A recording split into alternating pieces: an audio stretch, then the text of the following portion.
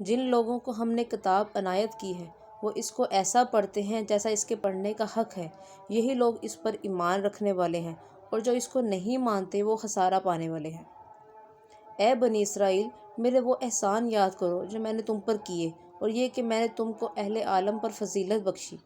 اور اس دن سے ڈرو جب کوئی شخص کسی شخص کے کچھ کام نہ آئے گا، اور نہ اس سے بدلہ قبول کیا جائے، اور نہ اس کو کسی کی سفارش کچھ فائدہ دے، اور نہ لوگوں کو کسی اور طرح کی مدد مل سکے۔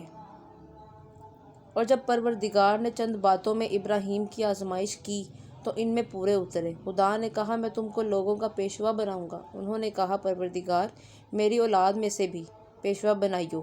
خدا نے فرمایا ہمارا اقرار ظالموں کے لیے نہیں ہوا کرتا۔ اور جب ہم نے خانہ کعبہ کو لوگوں کے لیے جمع ہونے اور امن پانے کی جگہ مقرر کیا اور حکم دیا کہ جس مقام پر ابراہیم کھڑے ہوئے تھے اس کو نماز کی جگہ بنا لو، اور ابراہیم اور اسماعیل کو کہا کہ طواف کرنے والوں اور اعتکاف کرنے والوں اور رکوع کرنے والوں اور سجدہ کرنے والوں کے لیے میرے گھر کو پاک صاف رکھا کرو۔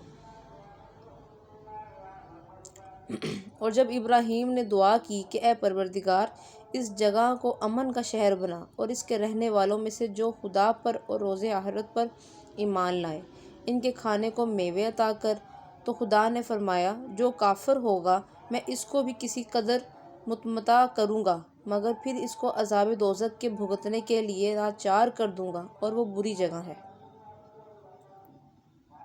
اور جب ابراہیم اور اسماعیل بیت اللہ کی بنیادیں اونچی کر رہے تھے تو دعا کیے جاتے کہ اے پروردگار ہم سے یہ خدمت قبول فرما، بے شک تو سننے والا اور جاننے والا ہے۔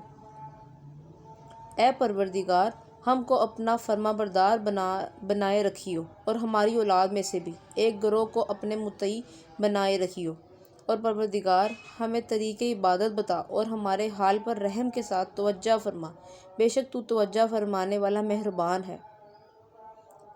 اے پروردگار ان لوگوں میں انہی میں سے ایک پیغمبر مبعوث کیجیو جو ان کو تیری آیتیں پڑھ پڑھ کر سنایا کرے اور کتاب اور دانائی سکھایا کرے، اور ان کے دلوں کو پاک صاف کیا کرے، بے شک تو غالب اور صاحب حکمت ہے۔ اور ابراہیم کے دین سے کون روگردانی کر سکتا ہے بجز اس کے جو نہایت نادان ہو؟ ہم نے ان کو دنیا میں بھی منتخب کیا تھا اور آخرت میں بھی وہ صالحہ میں سے ہوں گے۔